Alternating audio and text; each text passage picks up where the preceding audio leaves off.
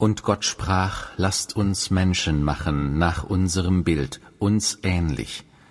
Die sollen herrschen über die Fische im Meer und über die Vögel des Himmels und über das Vieh und über die ganze Erde, auch über alles Gewürm, das auf der Erde kriecht. Da bildete Gott der Herr den Menschen, Staub von der Erde, und blies den Odem des Lebens in seine Nase. Und so wurde der Mensch eine lebendige Seele. Die Spannung zwischen Gottes Aussage, du musst sterben, und Satans falschem Versprechen, keineswegs werdet ihr sterben, war nicht auf den Garten Eden beschränkt. Sie hallt durch die ganze Geschichte. Viele Menschen versuchen, die Worte Satans mit den Worten Gottes in Einklang zu bringen.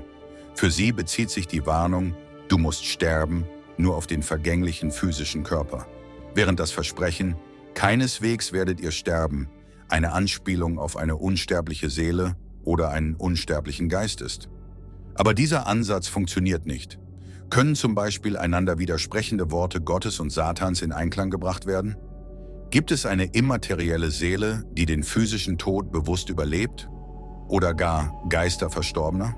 Es gibt viele philosophische und sogar wissenschaftliche Versuche, diese Fragen zu beantworten. Wenn wir Psalm 139 anschauen, ist klar, dass nur der allmächtige Gott, der uns geschaffen hat, uns auch vollkommen kennt. Daher können wir nur in seinem Wort an uns, in der Heiligen Schrift, Antworten auf diese entscheidenden Fragen finden.